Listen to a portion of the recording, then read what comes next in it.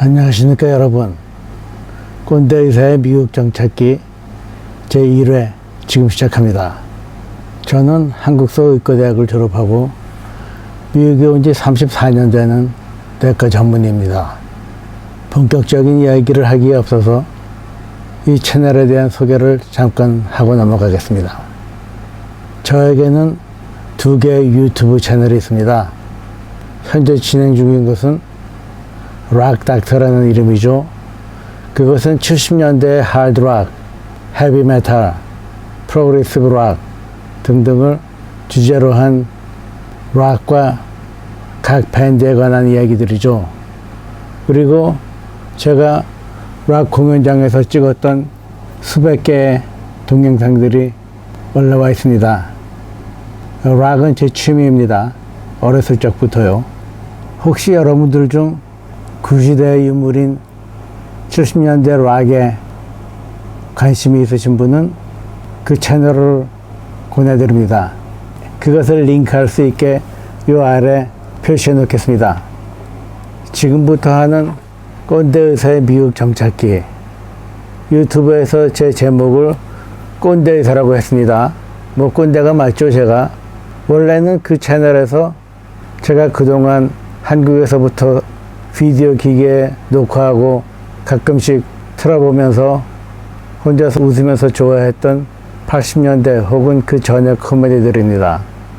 원래는 그 채널에 80년대 유머 1번지 등등의 코미디가 있었는데 KBS 저작권을 주장하는 바람에 100여 개가 그 채널에서 내려진 상태입니다.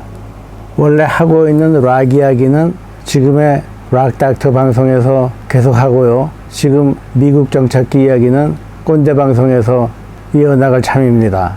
락닥터와 꼰대 의사 모두 같은 스튜디오를 쓰고 있죠. 저희 집 지하실에 마련된 스튜디오입니다. 제가 오래전에 한국에서 의과대학을 졸업하고 미국에 와서 정착한 사람으로서 그간의 어려웠던 점, 보람 있었던 점, 미국에서의 생활 등등을 여러분들과 공유하고자 합니다. 이 방송을 보시는 중에는 젊은 의사 선생님들, 수련의 선생님들, 의과대학생들이 계실 것 같은데 제가 이 방송에서 이런 이야기를 한다고 해서 꼭 저처럼 미국에 오라든지 아니면 한국을 떠나라든지 그런 의도는 절대 아닙니다. 저 신광섭 개인은 이렇게 살아왔고 해외에서 활동할 수 있는 이런 방법도 있다, 이런 거를 말씀드릴 뿐이죠. 제가 락 이야기를 하면서 여러 가지 제 수집품, 장난감 등등을 많이 보여드렸었는데 이 꼰대 의사에서는 이렇게 제가 모은 의사 인형들을 하나씩 보여드리겠습니다. 이건 아마도 제가 오래전에 어느 기념품 상점에서 산 목각 인형이로군요. 제가 이런 개인적인 이야기를 주제로 하는 방송을 한다고 했을 때 제 주위에 있는 사람들이 많이들 말렸습니다. 왜냐하면 저의 개인 정보뿐 아니라 주위에 있는 사람들까지도 신분이 노출된다 이거죠. 그렇다고 해서 제가 무슨 많이 알려진 가문의 출신은 아닙니다. 그래서 저도 제 개인 정보를 최소로 하고 있습니다. 제 이름은 신광섭, 미국 내과 의사입니다. 그 이상은 제가 말씀드릴 수가 없어요.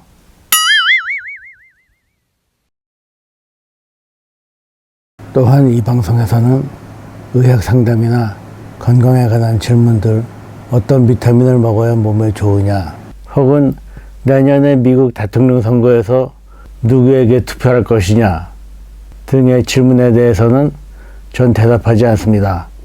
원래 주제와 동떨어진 것이니까요. 제가 유튜브에서 이런 방송을 하고 있으니 아마도 유튜브에서 저를 알아보는 분들이 계실 것 같으네요.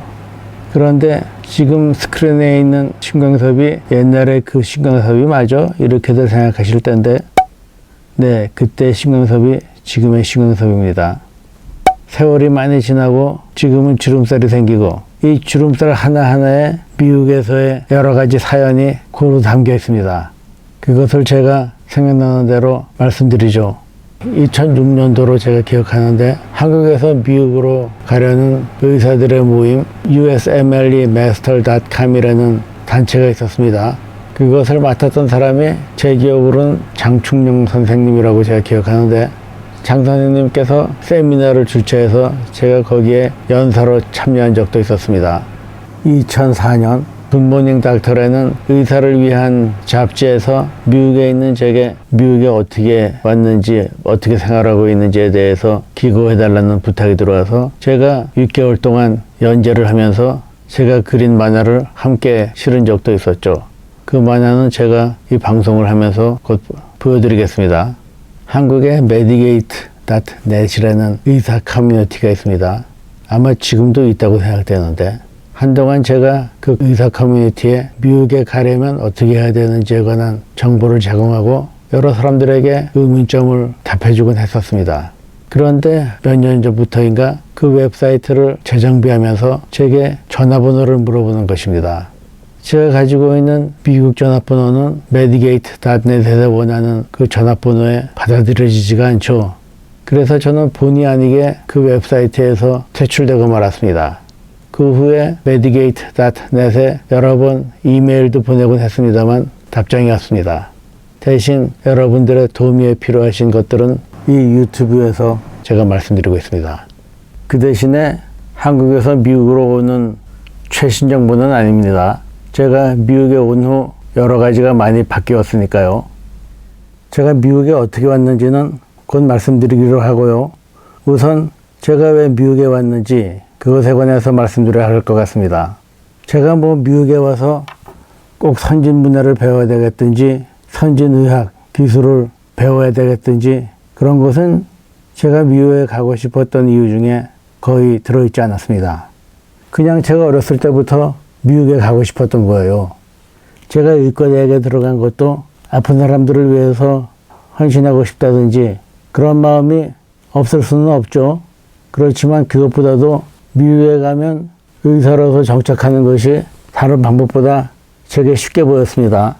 저희 외삼촌도 한국에서 의과대학을 졸업하고 미국에 와서 정착을 하셨고요.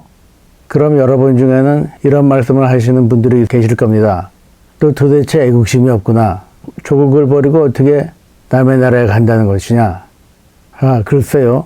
제가 미국에 가고 싶었던 때가 10살도 안 된 때였었는데 그렇게 질타하시는 것이 생각이 모자란 어린애에게 알맞는 것인지 의문입니다.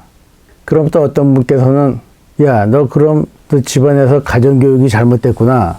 부모님으로부터 자기 나라보다 남의 나라를 더 사랑하라고 배웠냐. 이렇게 말씀하시겠죠? 그렇지만 저희 부모님은 제가 미국에 간다고 했을 때 부질없고 한심스러운 생각이라며 굳고 말렸었습니다. 제가 부모님의 뜻을 거역한 것이죠.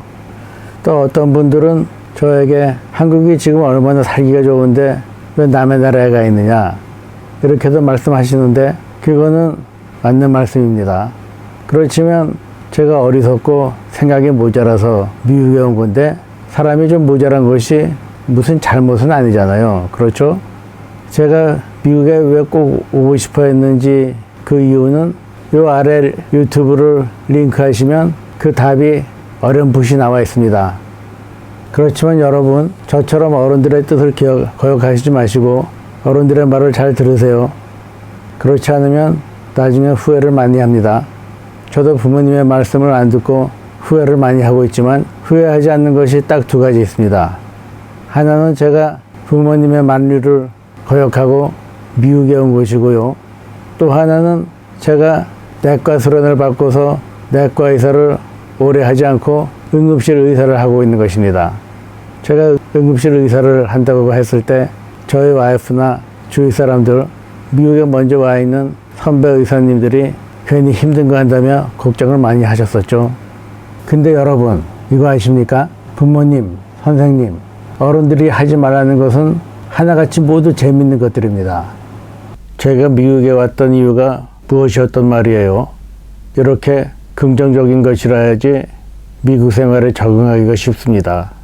어떤 사람은 미국에 오는 이유가 한국의 어떤 점이 마음에 들지 않아서 미국에 오면 이것들이 다 해결될 것 같아서 혹은 한국에 있는 누구 어떤 놈이 꼴 보기 싫고 더 이상 안 봤으면 좋겠는데 그래서 미국에 가야 되겠다. 이렇게 긍정적이 아니고 부정적인 것이 미국에 오시는 모티브가 되었다면 그런 분들은 미국에 오시는 것을 다시 한번 생각하시기 바랍니다. 왜냐하면 말이죠.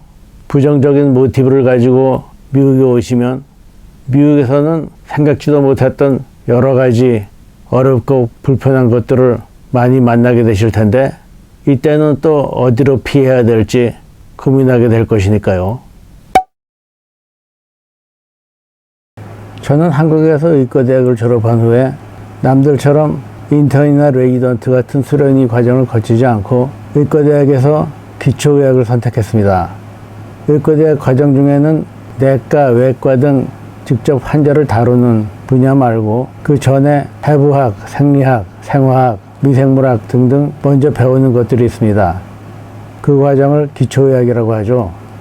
기초의학을 전공으로 대학원 과정을 마치면 의과대학에서 연구를 하고 학생들을 가르치며 교수가 되는 것이 일반적인 경로입니다. 그 시절에 저와 함께 기초학교실에서 열심히 공부하고 연구했던 사람들 지금 모두 여러 의과대학에서 유명한 교수님들입니다. 제가 이런 어려운 기초의학을 하긴 했지만요. 사실은 제가 공부가 재미있어서 기초의학을 택한 것은 아니었습니다. 제가 의과대학 시절에 공부를 얼마나 잘했는지는 앞으로 곧 이야기하게 됩니다. 뭐 기대하지 말아주세요. 안녕히 계십시오, 여러분.